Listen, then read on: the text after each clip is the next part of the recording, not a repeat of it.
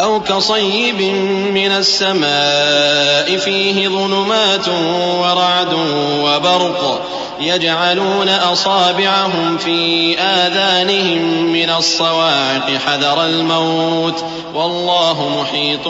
بالكافرين يكاد البرق يخطف أبصارهم كلما أضاء لهم مشوا فيه وإذا أظلم عليهم قاموا ولو شاء الله لذهب بسمعهم وأبصارهم إن الله على كل شيء قدير يا أيها الناس اعبدوا ربكم الذي خلقكم والذين من قبلكم لعلكم تتقون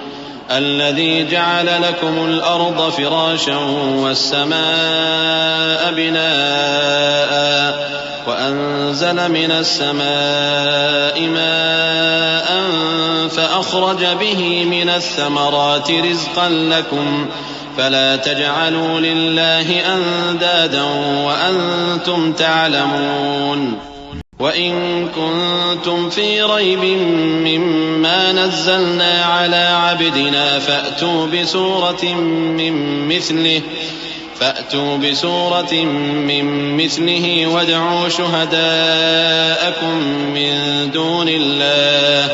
وادعوا شهداءكم من دون الله إن كنتم صادقين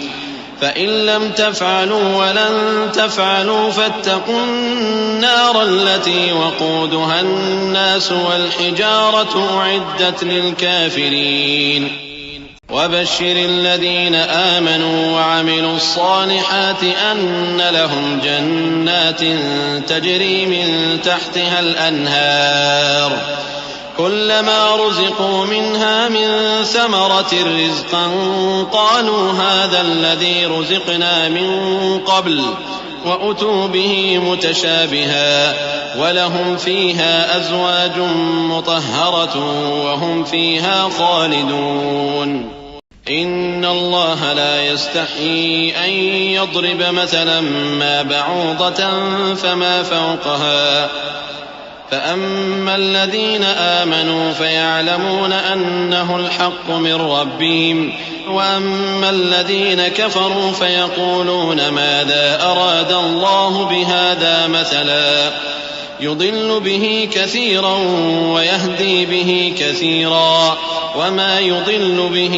إلا الفاسقين الذين ينقضون عهد الله من بعد ميثاقه ويقطعون ما أمر الله به أن يوصل ويفسدون في الأرض